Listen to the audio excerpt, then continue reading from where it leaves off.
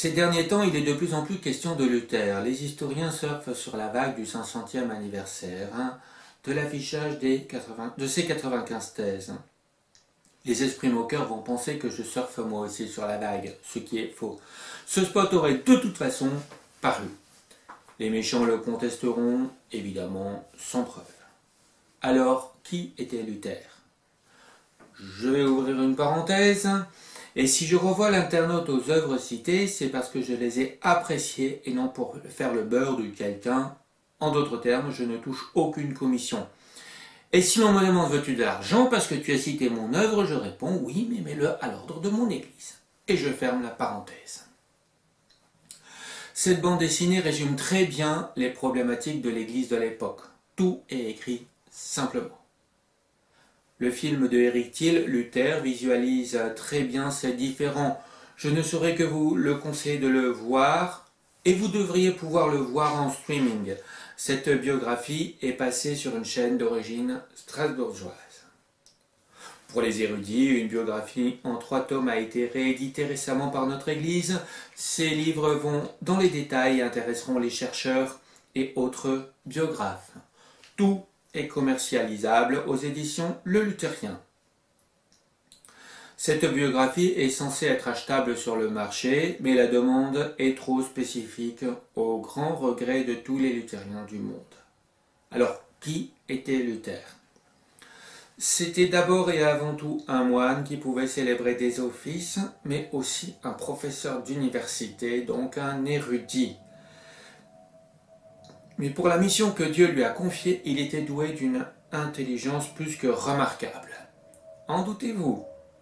En 3 mois, il a traduit le Nouveau Testament. Quand j'ai quitté le séminaire, il m'aurait fallu au moins 1 an. Dire donc que Luther était un génie n'est pas surfait, le quid estime son QI à plus de 160. Il s'est dressé contre les indulgences, ou encore le pardon divin est payant. Mais si l'on donnait des sous, l'indulgence permettait d'avoir moins de peine de purgatoire et libérer les âmes de la famille de cet endroit.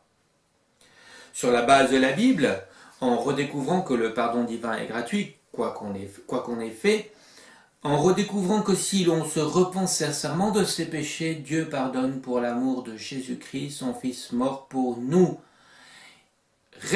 et ressuscité comme preuve de son mandat. Alors, nous sommes justes devant Dieu qui est amour pour les hommes.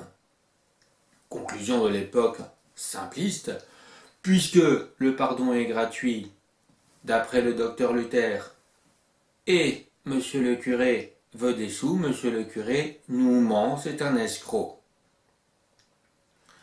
Il s'est opposé à une imbrication politique de l'époque dans les affaires du monde. Implication politique de l'Église. L'empereur devait protéger les citoyens, les églises devaient annoncer Jésus. La justice civile ne devait donc pas juger les hérétiques, mais laisser à Dieu le jugement, sauf si cela intervenait dans la sécurité de l'État. Faisant, il a été l'initiateur de la séparation Église-État.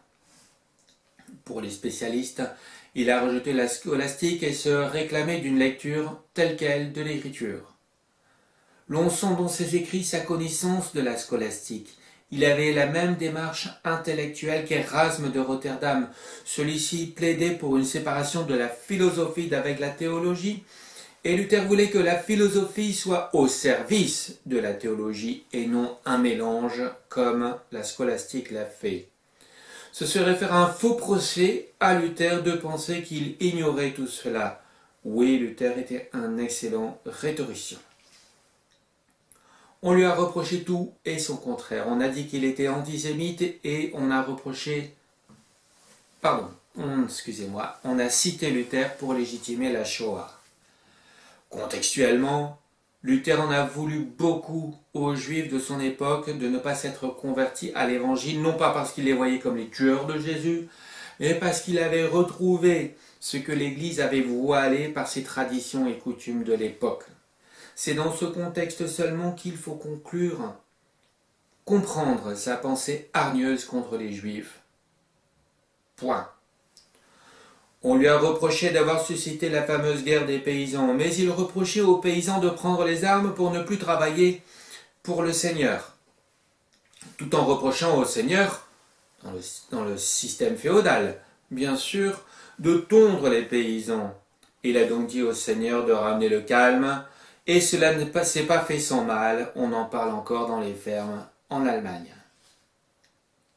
On lui a reproché son mariage avec Catherine de Bora pour défier l'enseignement sur le mariage de l'époque. Ce n'est pas faux. Permettez-moi de penser que c'était un mariage de raison qui s'est terminé en mariage d'amour. 6 enfants en ont été les fruits. Si vous lisez ces propos de table, vous risquez de penser que c'était un hobereau grossier qui ne connaissait que peu de choses. Mais ce sont ces étudiants qui ont mis en relief cette facette de sa personnalité. Après les cours à l'apéritif, il se lâchait. De plus, Luther était un exégète. Les chagrins trouveront toujours de quoi redire à ses écrits. S'il avait été dogmaticien ou systématicien, il aurait été plus mesuré. Au sujet de ses propos de table, les chagrins contre Luther feront leur chou gras à ce sujet en disant qu'il avait un bon coup de fourchette et aimait un peu trop la bière. Mais sa chère Catherine était bonne cuisinière. On lui a reproché d'avoir rejeté l'autorité du pape. C'est vrai et faux à la fois. À l'époque, cette autorité était de droit divin. De nos jours encore, nous rejetons cette affirmation. Cela place le pape sur le même piédestal que Jésus, n'est-ce pas? Mais respecter le pape de droit humain, comme le représentant de tous les chrétiens du monde, pourquoi pas? En gardant Rome comme capitale, pourquoi pas? Dans sa lettre à Léon X, le pape de son époque, Luther en dit beaucoup plus que cela. Luther avait des capacités intellectuelles exceptionnelles. Voyez derrière moi les livres rouges.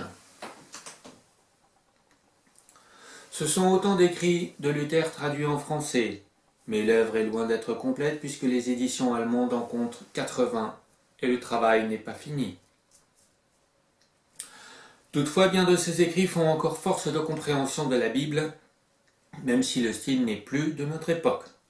Son petit livre sur le mariage peut être grandement utilisé, en l'adaptant, de nos jours encore. Oui, Luther était quelqu'un de très perspicace et très moderne pour son époque. L'on nous reproche alors de faire encore appel à Luther comme si c'était Saint Luther. Mais justement, ses commentaires restent d'actualité pour certaines applications, en particulier son exégèse de Paul aux Galates. Combien de théologiens font appel à certains pères de l'Église, à l'heure actuelle encore? Beaucoup, parce que leurs écrits font référence. Luther est donc de la veine des grands théologiens de l'Église avec Tertullien, Hilaire de Poitiers, saint Augustin. Leurs écrits à eux aussi ont permis à l'Église de lutter contre les erreurs et font encore référence. Puisque Luther est un apologète de Jésus, citons-le en tenant compte du contexte de son époque et de nos jours. À l'heure actuelle, que penser du cheminement de l'Église catholique? Au Concile de Vatican II, il y a eu un fait remarquable. La Bible pouvait être lue dans la langue du peuple. Une rumeur court dans laquelle on aurait demandé sa désexcommunion de Luther. Le Polonais Jean-Paul II a demandé pardon au nom de l'Église pour le mal qu'elle avait fait pendant des siècles. Les protestants, il paraît qu'il faut dire les attestants maintenant, n'ont pas attendu pour pardonner. Mais de la bouche du pape, tous ont pensé « ça y est, il l'a dit, enfin ». Point. J'ouvre une parenthèse, au lendemain de la Deuxième Guerre mondiale, les églises protestantes avaient demandé pardon pour ce qui s'était passé. Et je ferme la parenthèse. Ce que le Polonais a dit, l'Allemand Benoît XVI l'a confirmé. Le Polonais et l'Allemand qui parlent de concert. Chapeau les catholiques. Le pape actuel est en train de boucher le fossé du Concile de Trente au Bulldozer. Pourquoi? L'Église catholique est confrontée aux églises protestantes dans lesquelles la culture de la lecture de la Bible date depuis la Réforme. De fait, Bien des théologiens catholiques doivent se replonger dans la Bible pour savoir qui a tort. Sinon, ils risquent une perte de fidèles qui préfèrent suivre l'obédience qui leur paraît la plus fidèle. Ce qui est logique lorsque l'on veut plaire à Dieu et non aux hommes. À notre époque, la pensée luthérienne est-elle toujours pertinente? Le livre sur Luther, introduit par Michael Landale, excusez-moi la prononciation, résume très bien le ressenti de bien des fidèles catholiques. Et si l'Église relisait Luther, à quand un culte de réconciliation? Pour conclure, permettez-moi de citer ce dernier passage de sa vie. Vous trouverez ces extraits chez Félix Kuhn, Luther, sa vie et son œuvre. Un quart d'heure après arrivèrent le secrétaire de la ville avec sa femme. Les deux médecins, maître Simon Wilde et le docteur Ludwig, le comte Albert avec son épouse qu'on avait prévenu à la hâte. La comtesse avait apporté toutes sortes de baumes et d'essences qu'elle s'efforçait de lui faire prendre pour lui redonner un peu de force. Mais le docteur Luther, couché sur son lit de repos, ne cessait de dire « Ah Dieu, j'ai bien mal, je suis bien angoissé, je sens que je m'en vais et que je resterai à Eisleben, la ville où il est tombé malade. » Le docteur Jonas, un ami professeur de faculté comme lui, et maître Coelius, lui dirent alors « Révérend maître, invoquez notre Seigneur Jésus-Christ, notre souverain sacrificateur, notre unique rédempteur. Vous venez d'avoir une bonne et forte transpiration. Avec la grâce de Dieu, cela ira mieux. » Ah, répondit-il, c'est la froide sueur de la mort, le mal augmente, je rendrai bientôt l'âme. Puis il se mit à prier. Ô mon Père céleste, mon Dieu, Père de notre Seigneur Jésus-Christ, Père de toute consolation, je te rends grâce de ce que tu m'as révélé, ton cher Fils, à qui je crois, que j'ai prêché et confessé, que j'ai aimé et loué, que le misérable pape et tous les impies déshonorent, persécutent et blasphèment. Ô mon cher Seigneur Jésus-Christ, je te recommande ma pauvre âme. Ô mon Père céleste, je dois bientôt quitter mon corps et je vais être enlevé de ce monde. Mais je sais que je demeurerai éternellement avec toi et que personne ne pourra m'arracher de tes mains. Puis il dit en latin, Dieu a tant aimé le monde qu'il a donné son Fils unique, afin que tous ceux qui croient en lui ne soient point perdus, mais qu'ils aient la vie éternelle. Et encore ces paroles tirées du psaume 68, nous avons un Dieu qui nous sauve, notre Seigneur qui nous délivre de la mort. Alors le médecin lui fit prendre un remède rare et précieux qu'il portait toujours avec lui pour les cas extrêmes. Après cela, le docteur Jonas et maître Coelius lui crièrent à voix haute, « Révérend Père, voulez-vous mourir appuyé sur notre Seigneur Jésus-Christ et sur la doctrine que vous avez enseignée ?» « Oui, répondit-il assez haut, pour que chacun puisse l'entendre. » Il se mit à dormir, mais les médecins dirent qu'il ne fallait pas se fier à ce sommeil. Son pied et ses mains devinrent froids, puis il respira doucement, profondément, et dans ce soupir il rendit l'esprit, sans qu'un seul de ses membres remuât, le 18 février 1546 à 3 heures du matin. Nous rendons ce témoignage sur notre conscience qu'il s'est endormi en paix dans le Seigneur, sans ressentir les angoisses de la mort. On peut assurément lui appliquer ces paroles de l'Évangile de Saint Jean. Vraiment, je vous dis que celui qui garde ma parole ne mourra pas éternellement. Fin de citation.